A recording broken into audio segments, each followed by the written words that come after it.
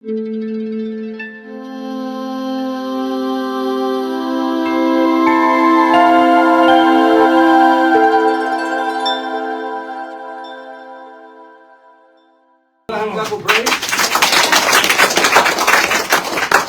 seated in the presence of God. When the trumpet sounds, part 9, the second coming of Jesus, the glorious return of the King. The glorious return of the King Jesus, our King Jesus. The second coming of Jesus, the glorious return of the King. Church, I want to speak to you today about the second coming of Jesus, the glorious return. The Bible says in verse 1, "Now I saw heaven open, and behold, a white horse, and he who sat on him was called Faithful and True." Everybody say this word, faithful and true. Faithful and true. Amen? Isn't it that the God that we serve is faithful and true? Amen. Amen? He's proven faithful and true to all His promises. Amen. And he who sat on him was called Faithful and True. And in righteousness he judges and makes war. Church, we have talked about signs of the end times. Think about until part 8, we talk about that. We talk about in Matthew chapter 24, we finished the Matthew chapter 24, and even in Matthew chapter 25. We even talk about tribulation. We talk about the rapture. But today, we move to another great truth. Many people know as Jesus as Savior. Many know Jesus as the Lamb of God who take away the sins of the world. Many know Jesus as the one born in Bethlehem. Born in as a virgin birth. Do you know about that? Do you know about Jesus as the one who born in Bethlehem? Many know Jesus hanging on the cross, who died for us. And next time, church, the next time this world sees Jesus, He will not be a manger. He will not be in a manger. He will not be carrying a cross. Yes, He will not be carrying a cross. He will not be wearing a crown of thorns. He will come wearing many crowns. The first time Jesus came, people mocked Him. Isn't it? The first time Jesus came, many people mocked Him. The next time Jesus comes, the Bible says every knee should bow, every tongue confess that Jesus Christ is Lord. So that when the time will come, you cannot refuse. So, it's good now to kneel down before it's too late. Kneel down before Jesus now before it's too late. Because the next time, He come as a conquering king. The first time He came, riding a donkey. The next time He comes, riding a white horse. The first time He came as a suffering servant. The next time He comes as a conquering king. Let us pray. I thank You, Father, that Your word be our life and spirit. As I'm going to share Your word today to Your people about Your second coming, I pray, O God, that use Your servant an instrument only. Give me honest conviction, glorious speech, so that I may preach Your word with power and boldness, without compromise, to bring glory and honor to Your name alone. In Jesus' name, Amen. Ito lang ang clap of praise. The glorious return of the King. And as a pre-tribulation believer, we are pre-trib. As a pre-tribulation believer, I want to make our position clear. So it's gonna be clear. We believe that the next great event on God's prophetic calendar is the rapture of the church. I speak about that last Friday. Before God's judgment is poured out upon this world, during the 7-year tribulation, Jesus will come for His church. Jesus will come for His church. The Bible says, the Lord will descend from heaven. The dead in Christ will rise first, and living believers will be caught up together with them to meet the Lord in the air. So meaning, hindi bababa yung paa ni Jesus sa lupa.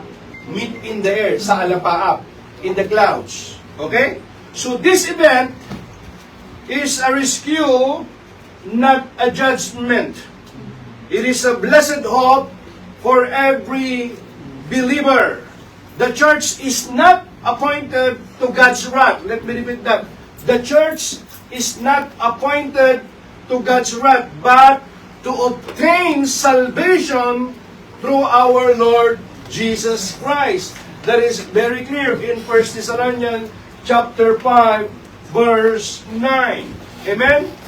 So, the church is not appointed to God's wrath, but to obtain salvation through our Lord Jesus Christ. Therefore, we believe that the church will be removed from the earth before the tribulation begins. Amen?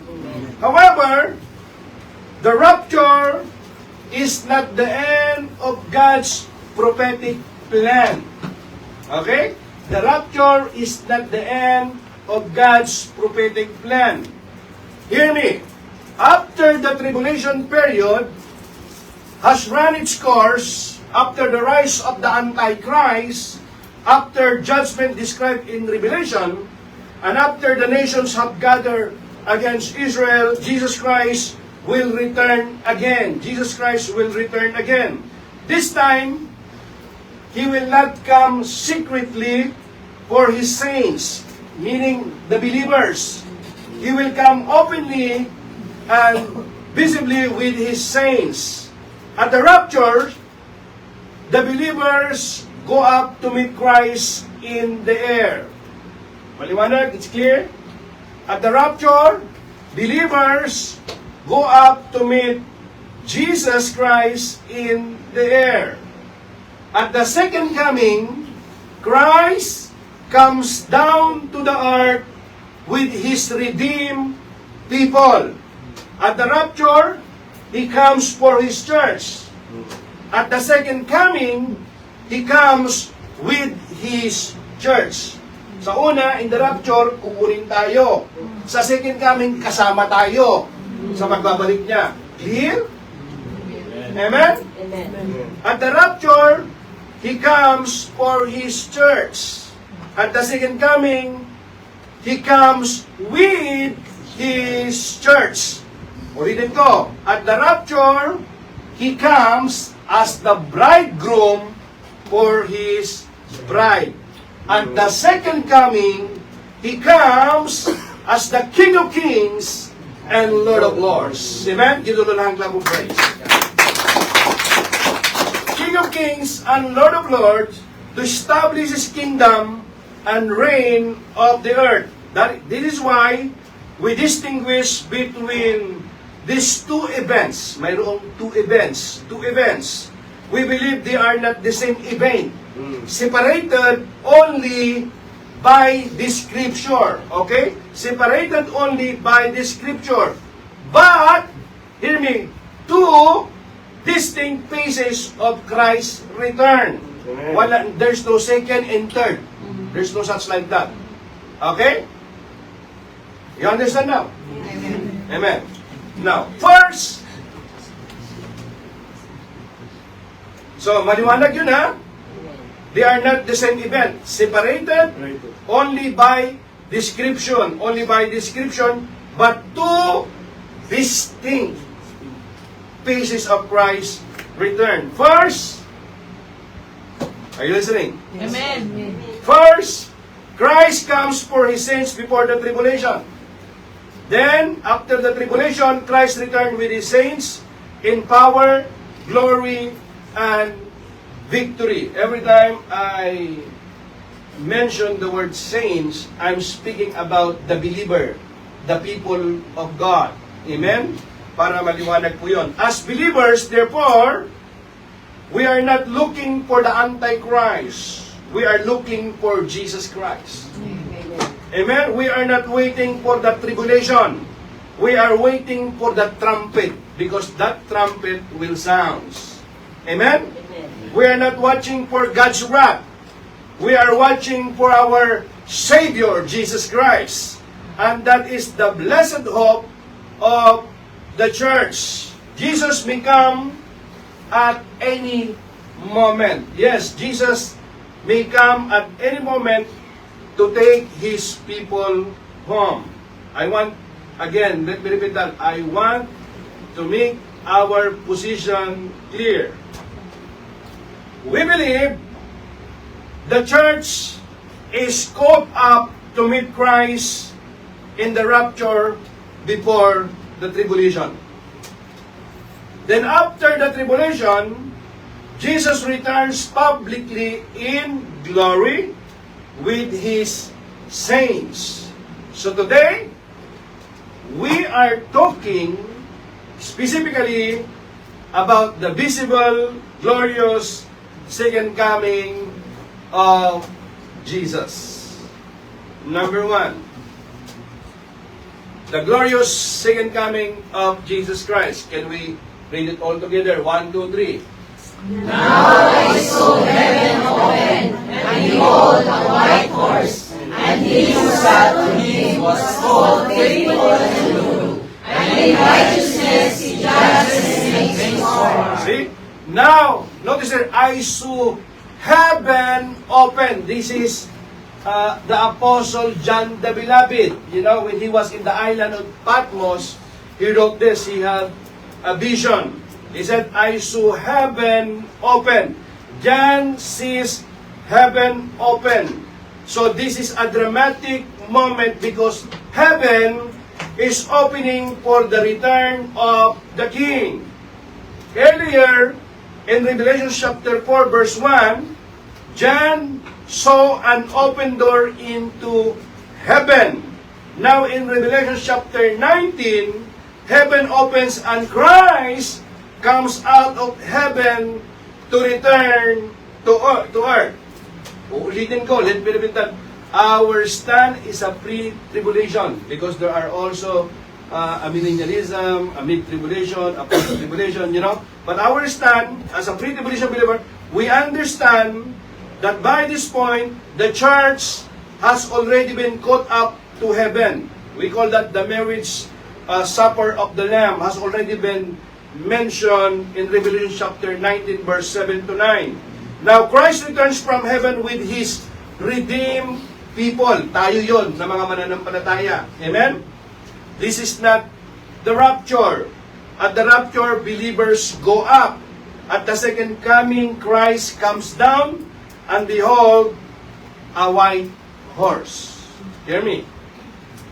In the ancient world, a conquering king rode a white horse as a symbol of victory. As a symbol of victory. Jesus is returning as the victorious king. At His first coming, He rode a donkey in humility.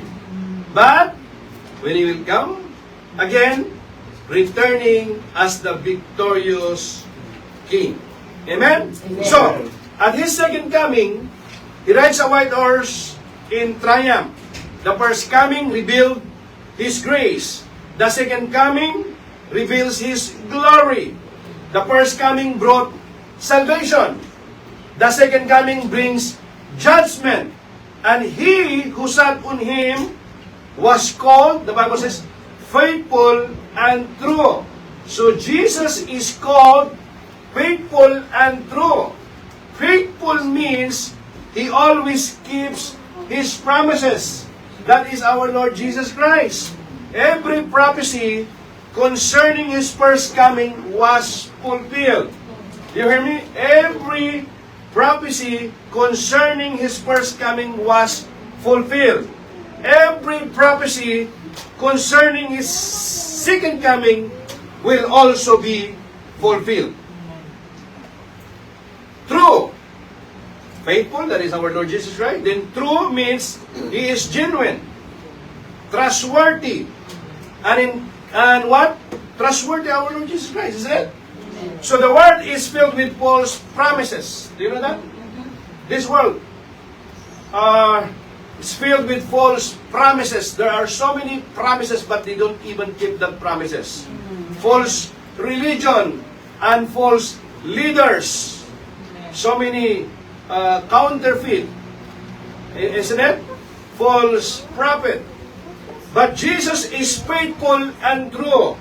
But Jesus is faithful and true. If you examine the life of Jesus, you will examine it. If you examine it thoroughly and faithfully, you will find that Jesus Christ indeed is faithful and true. Amen. Amen. If you want to know only the truth, study the life of Jesus. But you have to study it what? After you study it thoroughly, you have to come up with a conclusion if indeed the life of Jesus is faithful and true, or what about the other prophet? It's up to you which one you are going to follow. But I choose to follow Jesus because He lived with a life of His moral life is he modeled it. Amen? The life of our Father. The life of God, He modeled the life of Jesus. And if you want to study the life of other prophets, it's up to you. Amen? Amen. So, Jesus is faithful and true. What He says, He does. What He promises, He fulfills. Amen. And in righteousness, the Bible says, He judges and make wars. Human wars are often driven by pride. Political. You know what? Human wars, often driven by pride, greed, or hatred. But Christ's warfare is completely righteous. His judgment is perfect. His verdict is just. When Jesus comes again, the Bible says, He will judge evil. When Jesus comes again, He will judge evil, destroy wickedness, and establish righteousness on earth. He is not returning as a suffering Savior. He is returning as the righteous judge. He came before 2,000 years ago. He died on the cross of Calvary. To those who believe in Him shall not perish but have everlasting life. But if you don't believe on that, it's up to you. Save yourself. And look for another Savior. Because the next time He will come, He's not a suffering Savior. He's not a suffering servant. He will come as judge and king, the Bible says. Amen? He is returning as the righteous judge. When Jesus comes again, let me repeat that, He will judge evil, destroy wickedness, and establish righteousness on earth. Diyan natin makikita yung mabuting pamamalakad talaga. Hindi yung mga, not all those promises of the politicians that so many corruption after corruption is there. Amen? Amen. Establish righteousness on earth. Amen. Amen. So brothers and sisters, as we study Bible prophecy, when you study about eschatology, for a long time I study about this.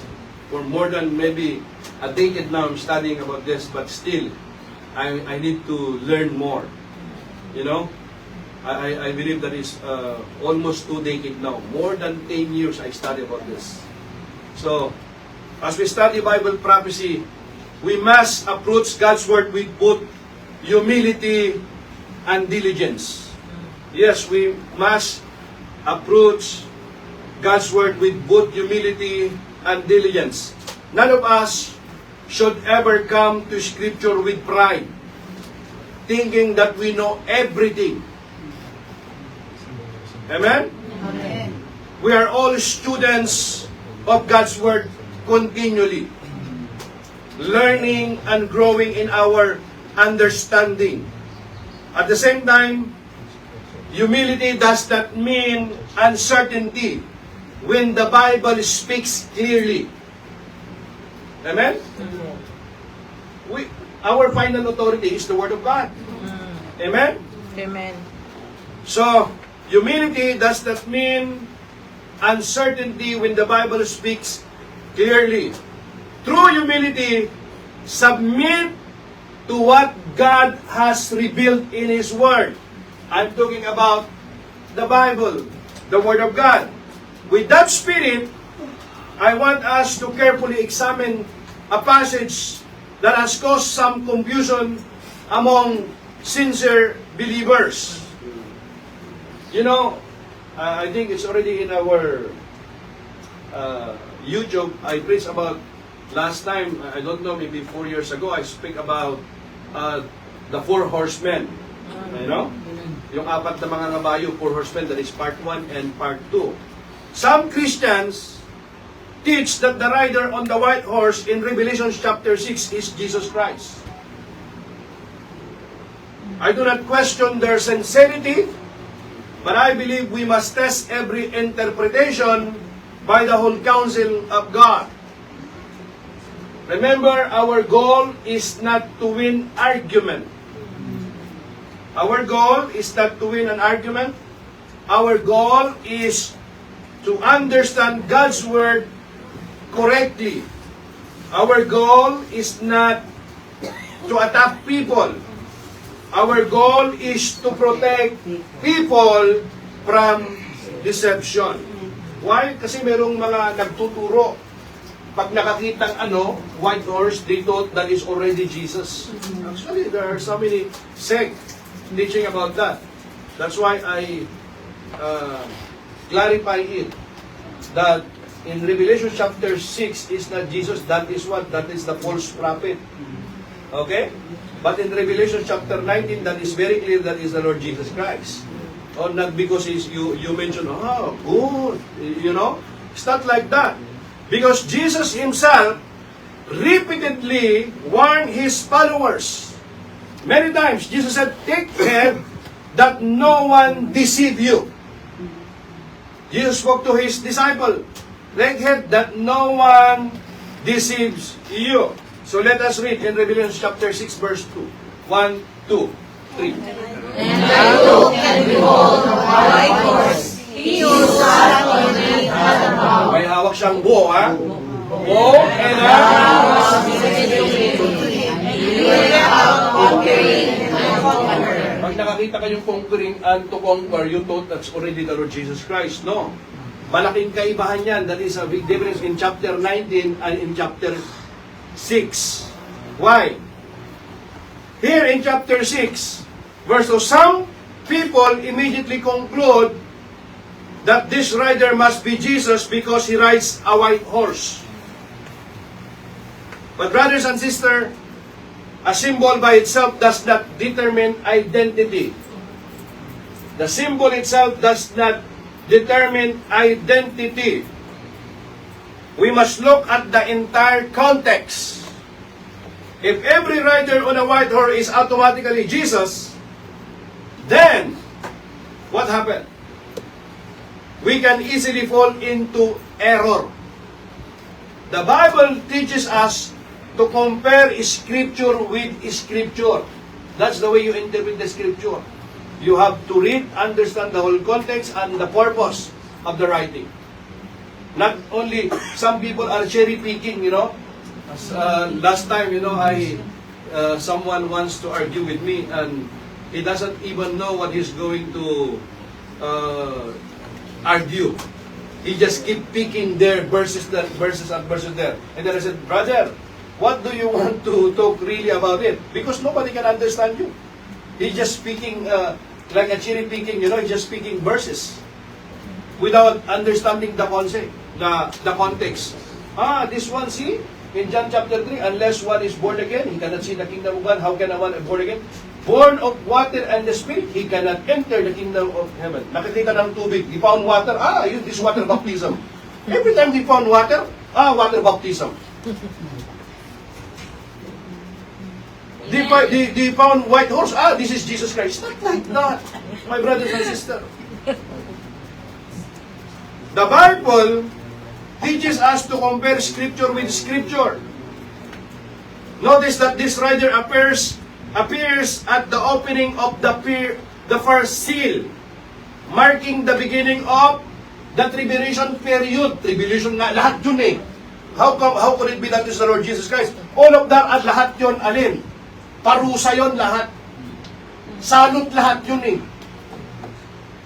Natural. Very good. That is not the Lord Jesus Christ.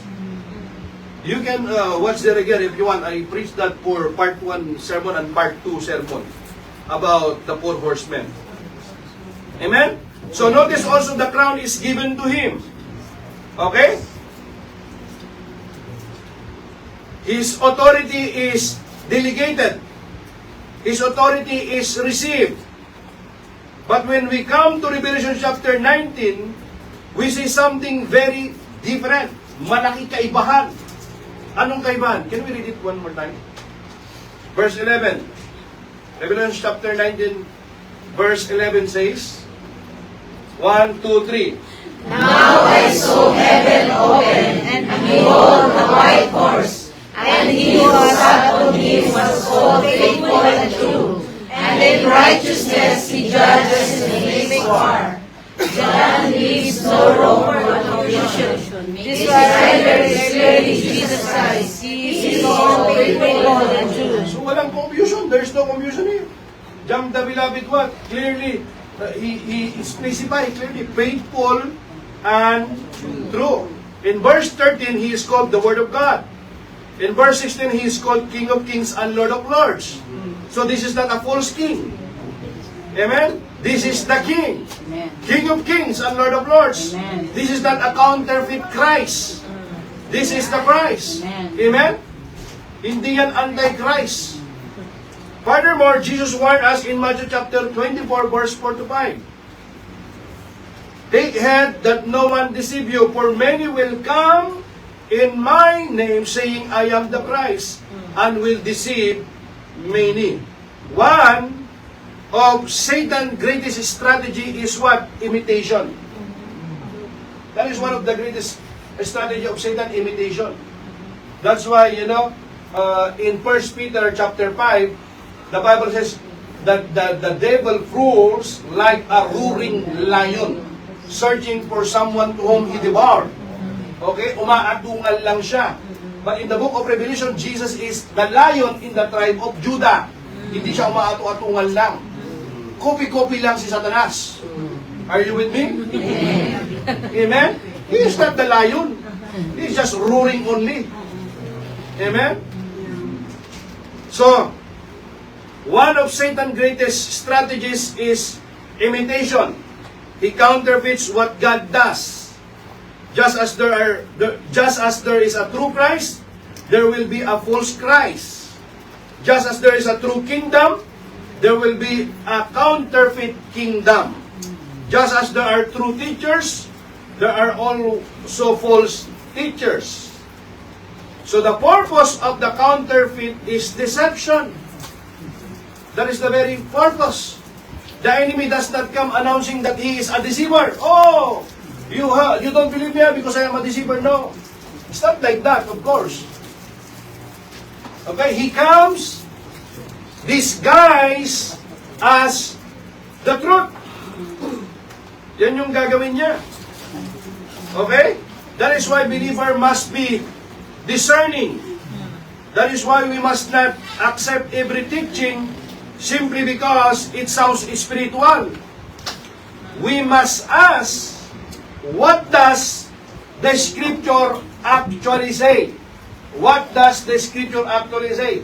Remember, I asked you last week only, I asked you about in the book of Samuel, when is there anyone until now they are speaking to the dead? Some of you are. See? Saul see the medium spoke to the dead. He's talking to Samuel.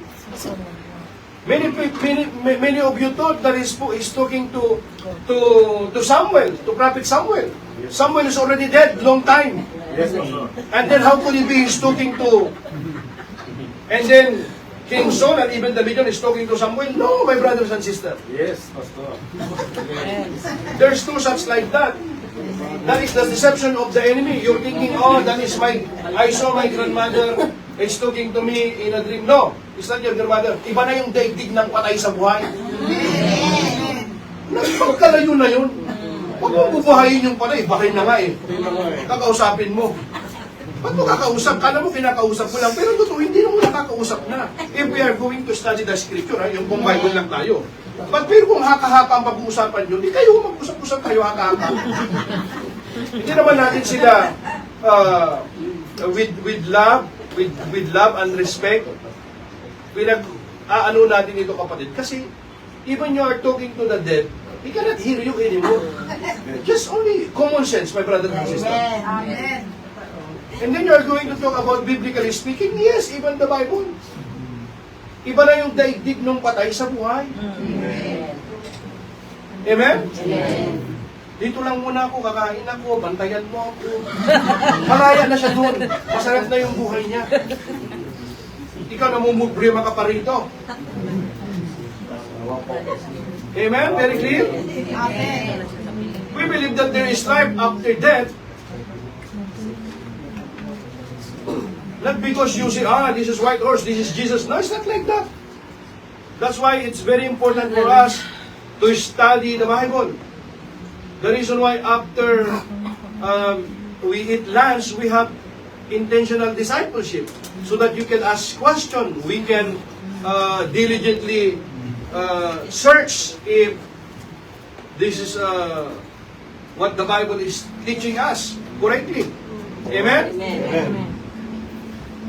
So, brothers and sisters, I share this not to criticize other believer. Okay? I share this not to criticize other believers, but because I have responsibility before God to teach His Word faithfully. A shepherd who sees danger and says nothing is not loving the sheep. Hindi, bayaan mo na siya kasi respeto lang, mamamatay nga eh. Mahuhulog nga sa bangin. No, it's only for respect. Let them live what they want to believe.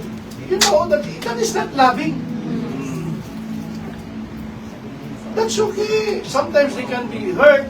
That is okay. Because truth could be hurt. Right?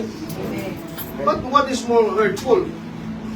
Yung kasinungalingan, false, right? So, I share this not to criticize other believers, but because this is our responsibility before God to teach His Word faithfully. A shepherd who sees danger and says nothing is not loving the sheep. A pastor who refuses to warn people about deception is not serving them well. Amen? You have to talk to them. Come with them with love. And if they don't accept it, it's up to them. Eh, gustong maglangoy sa apoy ng impyerno, no? Gagawin mo. He wants to swim there in a lake of fire. The Bible is very clear. If you do not believe on this book, what book do you want to believe then?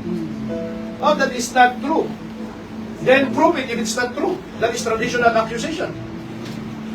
No, because what is written there is already mixed. Oh, it's not the true now. Which one is true? Show me which one is true. Let me read it which one is true. You cannot even present it. Amen? That is a traditional accusation. If you come to the court, bring evidence. And then prove it. Amen? The Apostle Paul warned the church. The Apostle Peter warned the church. The Lord Jesus warned the church. There are so many warnings. Why? There are so many false prophets, false teachers. Therefore, let us be people of the book. Let us test every teaching by Scripture. Let us love the truth. Let us follow the truth. And what is the truth? Some people are teaching the truth. This is the truth. This is the way. They are only teaching. But we are not even sure. That can anyone, all the religious in the world, can say, I am the way, I am the truth, I am the light? Nobody, only Jesus. Amen. Jesus said, I am the way, the truth, and the light. That is Jesus. He did not only teach the way. He did not only teach the truth. He did not teach only how to find life. Jesus is the way. He is the way, the truth, and the light. Amen? And if you don't believe in Jesus, then test His credibility. Very simple. You test His credibility. But I choose to believe in Jesus. Amen? So let us keep our eyes fixed on Jesus, the author and finisher of our faith, the faithful and true one, who will soon return in power and great glory. Amen? Now, let me talk about the second coming. It's a certain promise. Here, in Acts chapter 1, verse 10 to 11, can we read it? 1, 2, 3. Men of Galilee, why do you stand gazing up into heaven? This same Jesus, who was taken up from you into heaven, will so come in like honors and saw him go into heaven. Okay, so after Jesus died on the cross of Calvary, He did not ascend in heaven immediately. He stayed for a period of 6 weeks, meaning He stayed for another 40 days. For a 10 different occasions, He have seen with many people. They saw Him. Okay? They saw Him. They crucified Him on the cross. That is historically. In the history, you can see that indeed they crucified Jesus. In our Bible, it's written there. And many people will see. They saw it. At least 10 different occasions. They saw Jesus after He died on the cross, He rose again. He did not ascend in heaven immediately. He stayed for 40 days. Think about it. In one occasion, there are 500 people saw Jesus. They saw Jesus after His resurrection. So that is not only hallucination. How many among us here? Not even 50. Can you tell these people are just hallucinating? No, come on. And here, the Bible says here, Men of Galilee, why do you stand gazing up into heaven? The same Jesus who was taken up from you into heaven will so come in like manner as you see Him go into heaven. So notice what happened here. Jesus had just ascended into heaven. The disciples were standing there looking upward. Meaning, they saw Jesus. Nakita nila sa mata. Literally, paakyat sa alapaap. Are you with me? Okay? Jesus had ascended in heaven. Ascended into heaven. The disciples were standing there looking upward. I can imagine they were shocked, emotional, and perhaps wondering, Lord, what happens now? The angels appeared and give them assurance. Oh, the angel appeared to them. If you read the context, isn't it? Are you with me? Amen. You read the Acts chapter 1, you can read that there. The angels appeared and give them assurance. The angel did not say, go home and forget Jesus.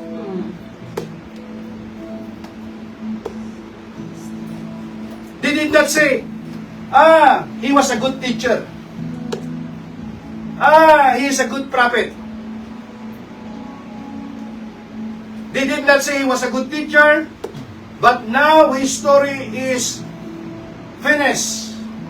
Finished, it's over. No. They said, what they said?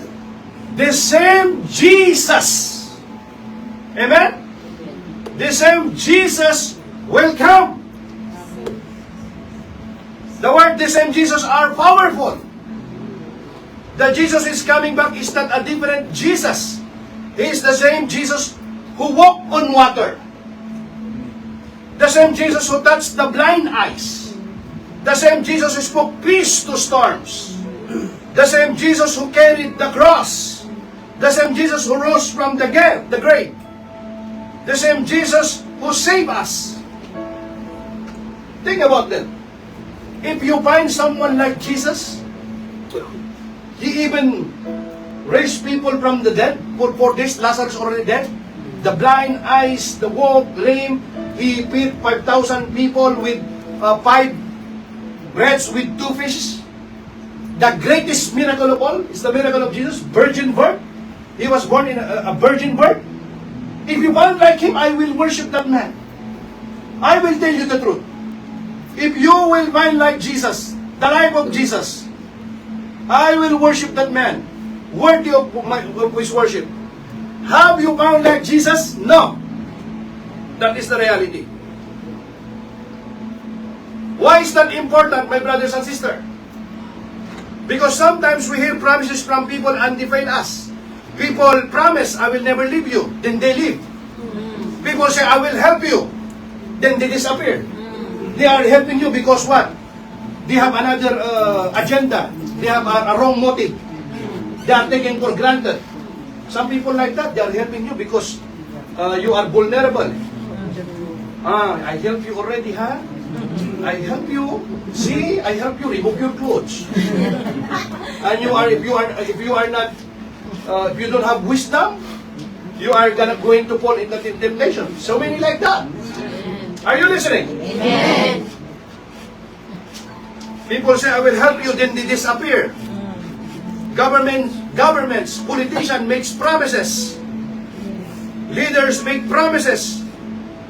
Even our friends make promises. Isn't it that they don't even, many of that promises, they don't even keep that promises? But Jesus, hallelujah. But Jesus never break His promises. Amen. Yes, give him a clap of praise. Hear me, if Jesus said He will come again, then He will come again. Amen. The Bible shows that God already fulfilled many prophecies concerning Jesus' first coming. And because those were fulfilled accurately, believers have confidence that the prophecies about His second coming will also happen. Jesus fulfilled dozens of Old Testament prophecies in His first coming. One of the strongest proofs that His second coming will happen is this. The prophecies about His first coming were fulfilled exactly. The Bible says, therefore, the prophecies about His second coming will also be fulfilled exactly.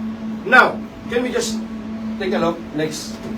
How many prophecies about Jesus were fulfilled? How many? You want to study the scripture? Look verse by verse and you will see. Bible scholars, can you show that? Bible scholars commonly say that around 300 plus prophecies in the Old Testament were fulfilled in the first coming of Jesus Christ. How many?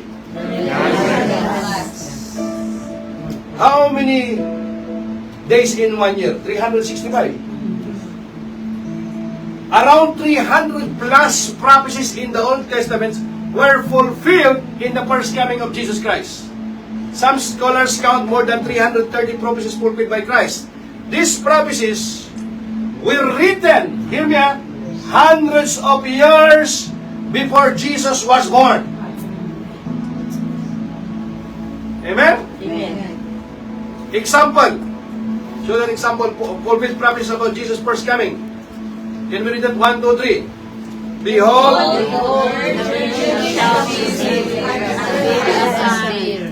it's written in the Bible. That's prophesied by Isaiah the prophet, one of the major prophets in Israel. Born of a virgin. Fulfillment. In Matthew chapter 1, verse 20-23. You know, and Matthew said, I read the book of Isaiah. No, he didn't read it. Because Matthew is a tax collector, one of the disciples of Jesus. When he wrote that, Jesus was born through the Virgin Mary, exactly as prophesied. Number 2, fulfillment in Bethlehem. Prophecy, Micah chapter 5. Micah chapter 5 verse 2. What is the fulfillment? Matthew chapter 2 verse 1. The Messiah will be born in Bethlehem. Amen? Amen. Very clear. What else? Betrayed of what? Okay, you can read that in Zechariah chapter 11 verse 2 to 13. I didn't put it all for the sake of time. What is the fulfillment? Matthew chapter 26 verse 14 to 15.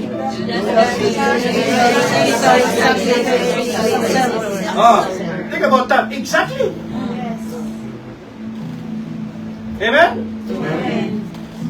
Number 4, crucifixion. Psalms chapter 22. If you read Isaiah chapter 53, do you know that this is one of the most major messianic prophecy? In Isaiah chapter 53, you cannot. It's very difficult to if you are trying to escape that is not speaking about Jesus. How could it be? Very clear. Amen. In John chapter 19, David describes crucifixion. Before crucifixion even existed in Israel. Next, resurrection. Prophesied in Psalm chapter 16 verse 10. Fulfillment in Acts chapter 2 verse 31. Jesus rose from the dead exactly as there's nothing new under the sun. Amen? What else? Why this is important? 1, 2, 3. Why is this important? Can we read it together? 1, 2, 3. Why is this important? Because fulfilled prophecy proves the Bible is true. Jesus is the promised Messiah. God gave His word. The second coming will surely happen. See? That's why. Because the word of God will not contradict His word. That is a very simple principle. God will never violate His word. Amen? If God fulfilled the first prophecies literally, He will also fulfill the remaining prophecy literally. Now, think about the second coming of Jesus is certain. Next. The second coming of Jesus is certain. Jesus Himself promised, I will come and receive you to myself. This is who's speaking? Jesus. Sabi ni Jesus, I will come again and receive you to myself. The angel also declared, the same Jesus who was taken up from you into heaven will so come in like manner as you saw Him go into heaven. Amen? Next. Next. Yeah. We read that already. Next. So here, men of Galilee, why do you stand gazing up into heaven? The same Jesus who was taken up from you into heaven, the same Jesus who was taken up from you into heaven will soon come in like manner as you saw Him go into heaven. Notice what happened here. Jesus has just ascended into heaven. Amen? So, next. Can we just, the second coming is different from the rapture. Yes. Now, I preached last Friday about the rapture, isn't it? Yes. Ask your neighbor, nakinig ka ba ng time? Did you listen? Very clear, ha? Now, here, the rapture, I want us to understand this clearly. Because this is where confusion often comes. So that after my sermon, no one will ask me question. That's why we encourage you, at least you write the verses. As a free trip believer, we believe the rapture and second coming are connected, but distinct events. Connected siya pero distinct events. We are not saying Jesus has three separate comings. We are not saying, Jesus has three separate comings. We believe Jesus came once already. Amen? We believe Jesus came once already. And His future return unfolds in two stages. Some of them, other religion, they are still waiting for the Messiah. He already came from us. We are waiting for His return, not the first coming. Do you hear me? Amen? Amen. Now, at the rapture, Jesus comes for His church. Believers meet Him in the air. The church is gathered, comfort is given. At the second coming, Jesus comes with His church, kasama, descends to earth, ibig sabihin, ibababa niya yung paa niya. Jesus descends to earth, judgment comes, His kingdom is established. At the rapture, ulitin natin yan.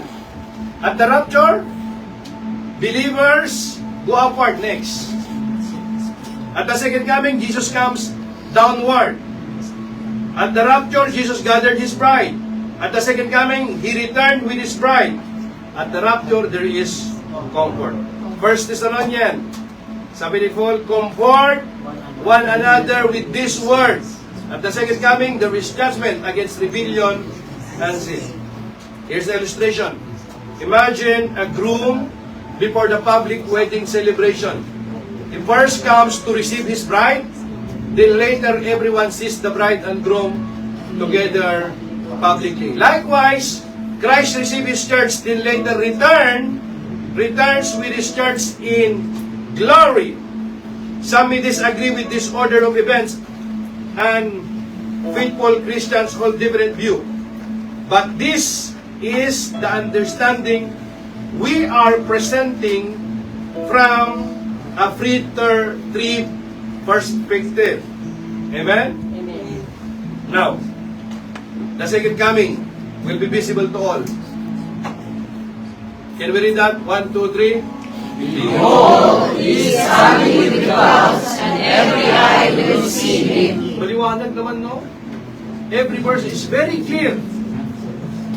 The text, it interpret itself. You just simply understand it. Behold, He is coming with clouds, and every eye will see Him. Nobody will miss this event. Think about major events today. When something important happens, news spread rapidly. People post videos, viral immediately. People send messages. People update social media. But when Jesus returns, no human announcement will be necessary.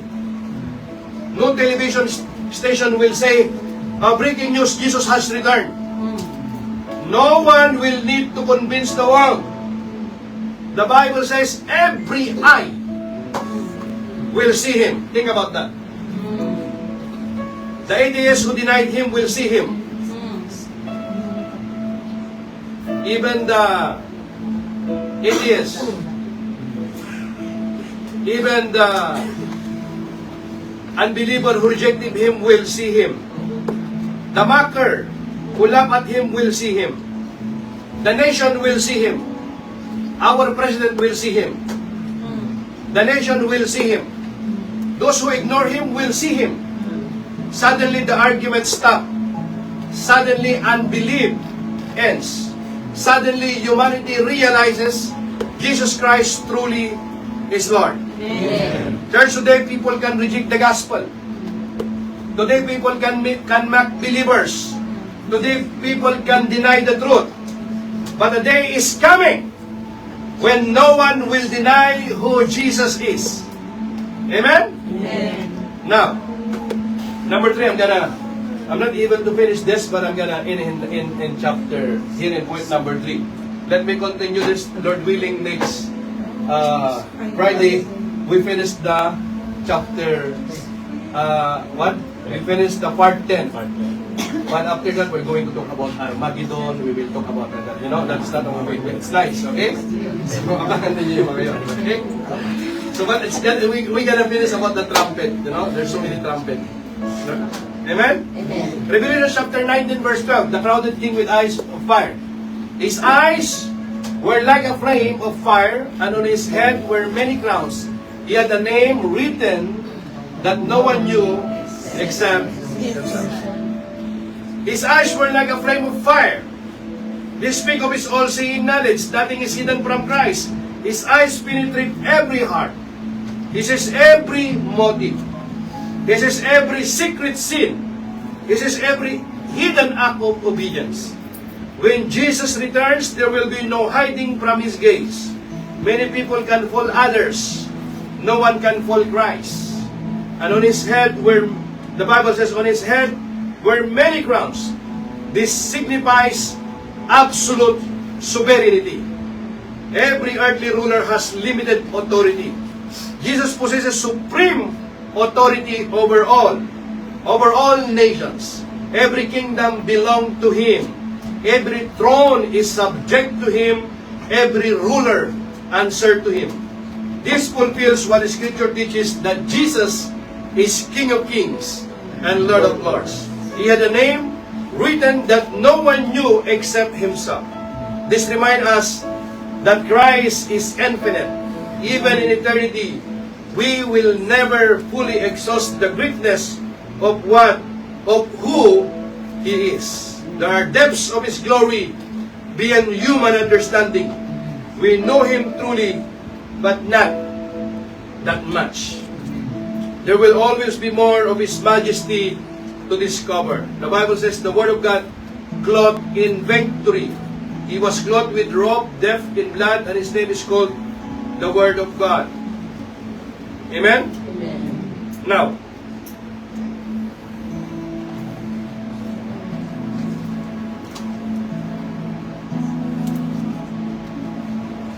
let me end up on this. Can we stand up, my brothers and sisters? Okay. Don't miss the part 10. If you miss the part 10, you don't even get it completely. This is very important. Okay? Say to your neighbor, don't miss the part 10. This is very important.